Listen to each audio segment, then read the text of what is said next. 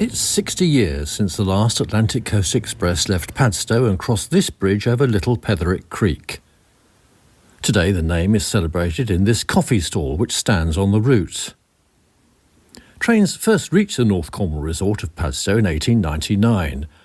The Atlantic Coast Express started running 27 years later. After leaving Padstow at 8:30 in the morning, it shadowed the River Camel to Wadebridge, crossing the main street here before running into the station for its first stop.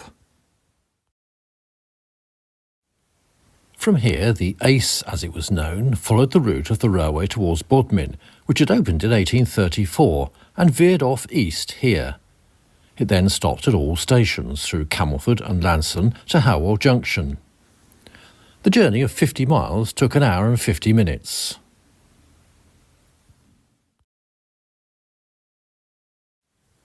Meanwhile, further up the coast in Bude and an hour later, another portion of the Atlantic Coast Express was preparing to leave.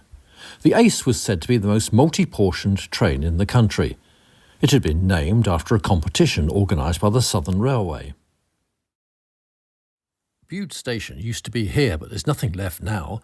The housing estate bears the name of the man whose revolutionary Pacific engines pulled the Ace on many occasions in the 1950s and 1960s. The Atlantic Coast Express crossed this viaduct at Holsworthy on its way to meet the Padstow portion at Howell Junction. The journey from Bude took 40 minutes. The trackbed is now a nature reserve and most traces of the railway have long gone. The Junction Inn remains looking out over the station site. Just a few minutes after arriving, the combined portions headed over the level crossing for Oakhampton and another rendezvous.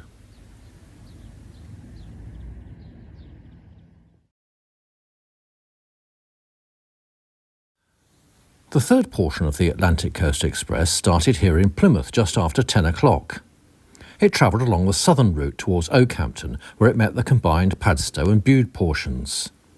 Its first stop was here at Devonport Kings Road, which is now part of Plymouth City College. Some walls and bridges remain to show that there was once a station here.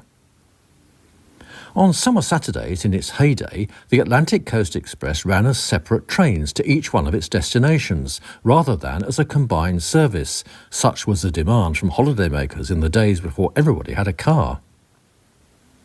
From here, along the Tamar Valley through Bere Alston, where there was a connection for Callington, and then on to Tavistock. Here the Ace ran high over the town on this viaduct. It then called at the North Station, before heading on, skirting Dartmoor and arriving at Oakhampton just after 11 o'clock.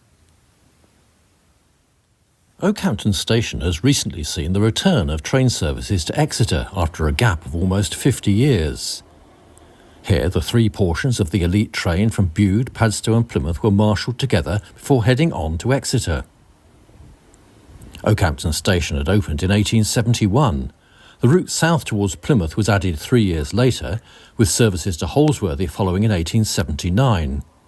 The line was extended to Lanson in 1866, Bude in 1898 and Padstow a year later.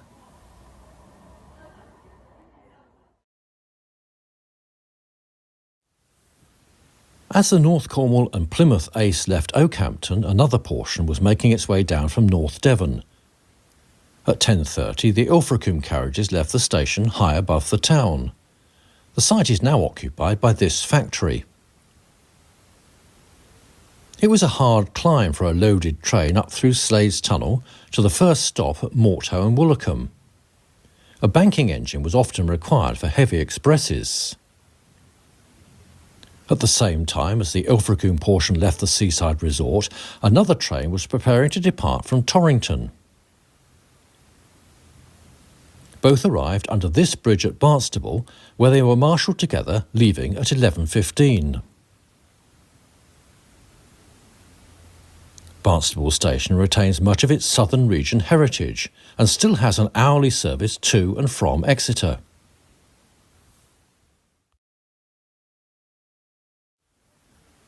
When the Atlantic Coast Express started running in 1926, Southern Railway King Arthur class locomotives were used to haul the carriages.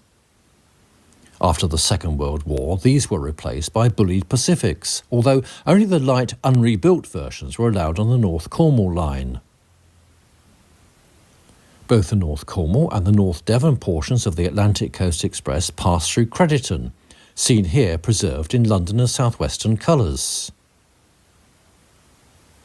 It was then on to Cowley Bridge Junction, Exeter St David's, and then an arrival at Exeter Central Station, where the North Cornwall and the North Devon portions were joined together for the journey towards London Waterloo, leaving at 12:30. Here, a more powerful Merchant Navy class locomotive was often added, along with a restaurant car.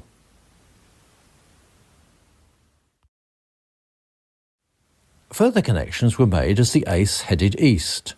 At one time, through carriages ran to Exmouth and Sidmouth on the Jurassic coast. Sidmouth Station, seen here, opened in 1874, and it still stands even though the last train ran here in 1967. The Ace's first stop out of Exeter was at Sidmouth Junction, which is now called Fenniton. Here connections were made with the branch line trains from Exmouth, Ottery St Mary, Budleigh Salterton and Sidmouth. From here, the train only stopped at Salisbury on its way to Waterloo, arriving at around 3:30 in the afternoon. Today, a Merchant Navy class engine bearing the Ace nameplate is at the National Railway Museum in York, and a poster displayed at the Bodmin and Wenford Railway reminds us of this once great train.